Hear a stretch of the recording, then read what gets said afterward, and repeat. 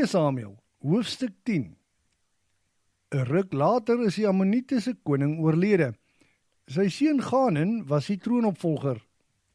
En Dawid het gesê, Nagas het my altyd goed behandel. Daarom dink ek dit sal goed wees as ek ook Ganen, sy seun, goed behandel en verhoudings versterk. Toe stuur Dawid van sy dienaars om te simpatiseer met Ganen oor die afsterwe van sy pa. Die dienaars van Dawid het in die land van die Ammoniete aangekom. Die leiers van die Ammoniete gaan toe na Ganen, hulle koning, en sê vir hom, is jy daarvan oortuig dat Dawid werklik hierdie manne gestuur het om met u te simpatiseer oor die vader?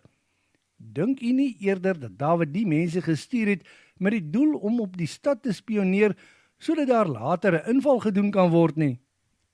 Ganen het toe die dienaars van Dawid geneem en die helfte van hulle baarde afgeskeer. Daarna het hy ook hulle klere in die helfte tot net onderkant die boude laat afsny en hulle teruggestuur. Daar is aan Dawid vertel wat gebeur het. Die manne het baie vernederd gevoel.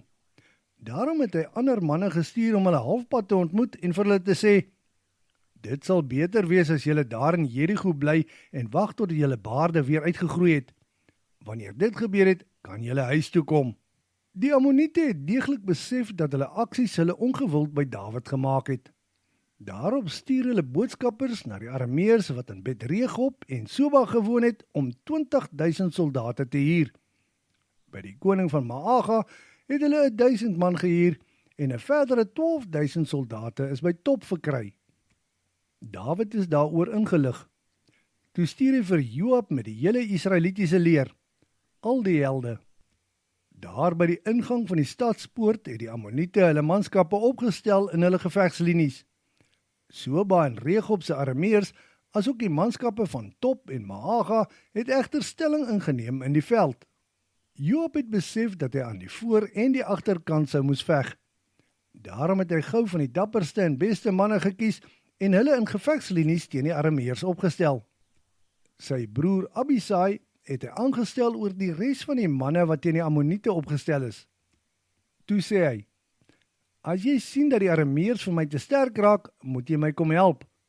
Ek sal jou weer kom help as dit lyk asof die Ammoniete vir jou te sterk is.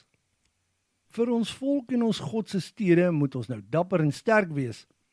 Mag vandag gebeur wat goed is in die oë van die Here. Die Arameërs het voor Joab en sy manne uitgevlug toe hy nader kom vir die geveg. Die Ammoniete het gesien wat gebeur en dat die Arameërs besig was om te vlug. Daarom het hulle omgedraai van Abisai af weg en die stad ingevlug. Toe het Joab van die Ammoniete af omgedraai en na Jerusalem teruggegaan. Die Arameërs het besef dat Israel hulle oorwin het en het weer by mekaar gekom. Van die ander kant van die Eufraatrivier het Hadadeser nog Arameëse manskappe laat kry. Daar in Gelam, onder die bevel van Sobag, het die leer van Hadadeser by mekaar gekom. Dawid is daaroor ingelig. Toe het hy die hele Israel laat by mekaar kom. Hulle het deur die Jordaanrivier getrek in die rigting van Gelam. Daar in Gelam het die Arameërs hulle gevegslinies teen Israel opgestel en teen Dawid geveg.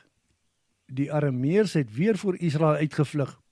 Onder leiding van Dawid het die manne 700 trekperde en 40.000 ruiters om die lewe gebring. Die bevelvoerder van hulle leer, Sobag, is so swaar gewond dat hy daar op die slagveld gesterf het. Die ander konings wat Hadadeser onderdanig was, het besef dat Israel hulle oorwin het.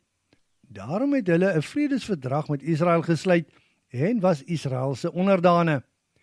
Die Arameërs was nou versigtig en wou die Ammoniete nie weer help nie.